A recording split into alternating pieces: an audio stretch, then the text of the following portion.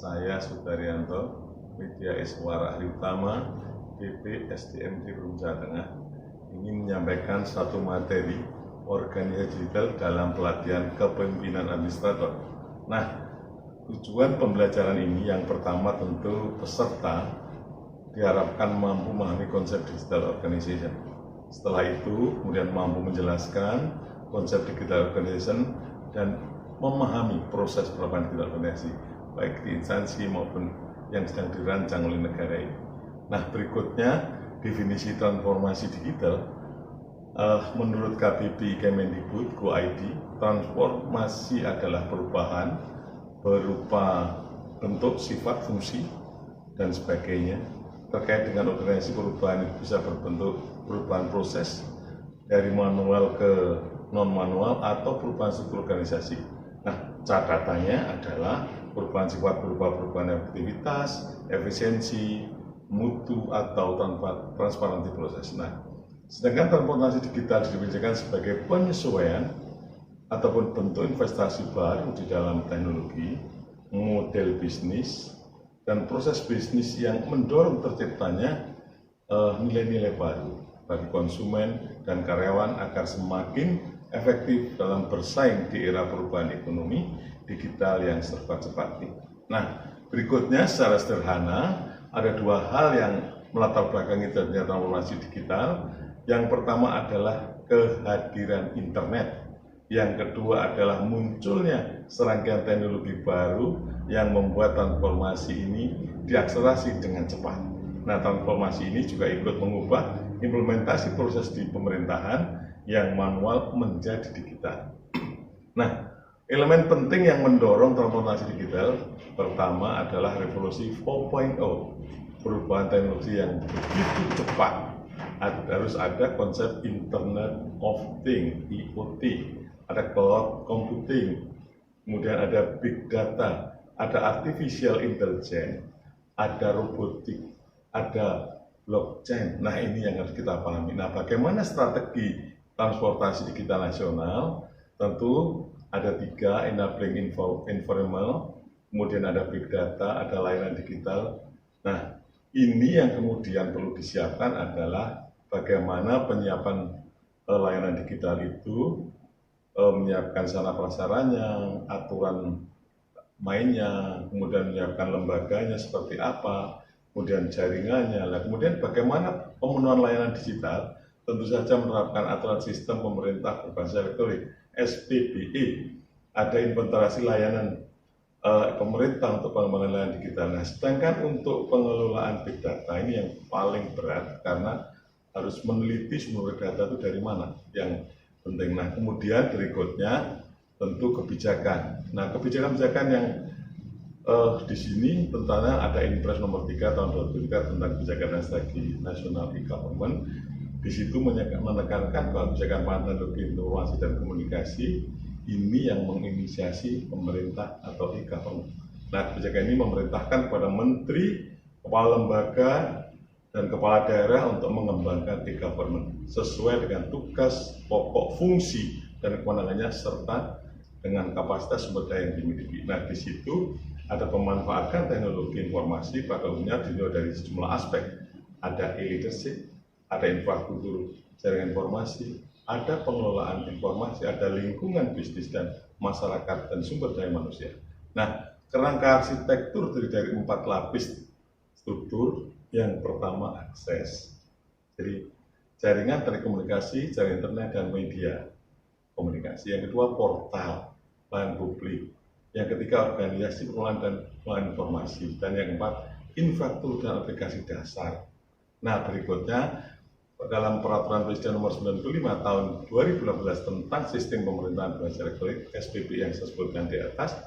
Yang pertama penerapan sistem pemerintahan berbasis elektronik atau e-government, yaitu penyelenggaraan pemerintahan yang memanfaatkan teknologi informasi komunikasi memberikan layanan kepada instansi pemerintah, aparatur negara, pelaku bisnis dan masyarakat dengan pihak lainnya membutuhkan. Yang kedua, ruang lingkupnya pengaturan Presiden ini satu tata kelola SPBE, manajemen SPBE, kemudian audit teknologi informasi dan komunikasi, penyelenggara SPBE, percepatan SPI dan pemantauan dan evaluasi SPP.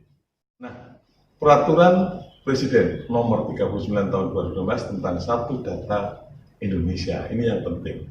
Satu Data Indonesia merupakan kebijakan yang dimaksudkan untuk mengatur penyelenggaraan tata kelola data instansi, pusat, dan pemerintah daerah agar menghasilkan data yang akurat, mutakhir, dan terpadu. Kemudian juga dapat dipertanggungjawabkan, mudah diakses, kemudian juga sebagai dasar untuk perencanaan, pelaksanaan, evaluasi, dan pengendalian pembangunan.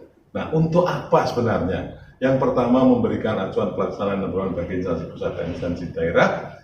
Kemudian yang kedua, mewujudkan data yang akurat, mutakhir, terpadu, dan cepat bisa diakses, dapat dipertanggungjawabkan.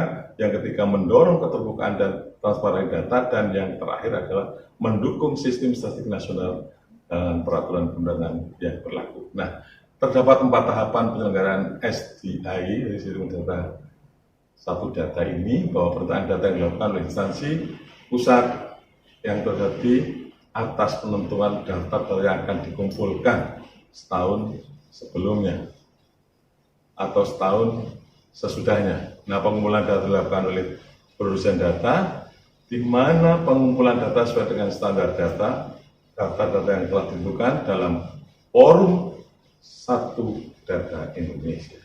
Dan kemudian pemeriksaan data yang dilakukan oleh produsen data diperiksa sesuainya dengan prinsip Satu Data Indonesia oleh wali data. Dan yang terakhir, penyebarluasan data, yaitu penyebaran merupakan kegiatan pemberian akses, distribusi, dan pertukaran data yang dilakukan oleh wali data melalui portal Satu Data Indonesia. Nah, berikutnya tentu saja Undang-Undang Nomor 11 Tahun 2016 tentang Informasi dan Transaksi Elektronik, dan juga PP Peraturan Pemerintah Nomor 1 Tahun 2019 tentang penyelenggaraan sistem dan transaksi elektronik.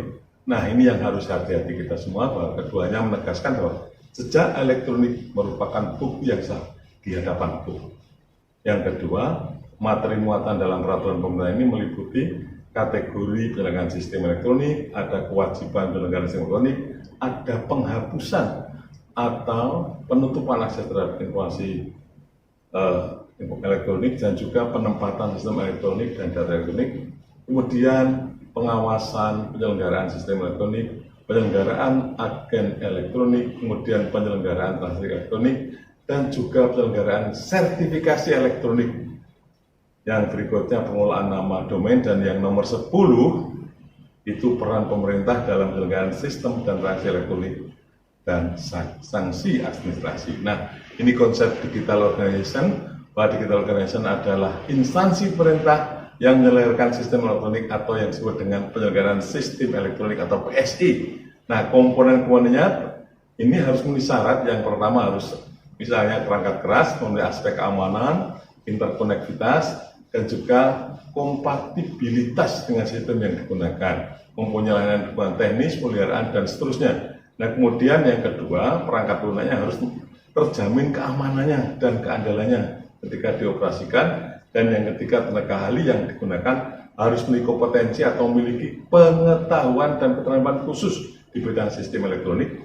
Dan yang keempat, tata kelolanya harus ada prosedur atau petunjuk dalam penyelenggaraan sistem elektronik yang didokumentasikan atau diumumkan dengan bahasa informasi atau simbol yang dimengerti oleh pihak-pihak terkait. Nah, ini yang kelima, pengamanan dengan sistem komponen sistem elektronik itu harus menyediakan rekaman. Nah, rekam jejak audit terhadap seluruh kegiatan penyelenggaraan. Nah, kemudian juga menjalankan prosedur dan sarana untuk mengamankan sistem elektronik, dan juga dalam menghindari gangguan, kegagalan, dan kerugian. Nah, yang keenam ada sertifikasi kelaikan sistem elektronik, dan yang ketujuh adalah pengawasan.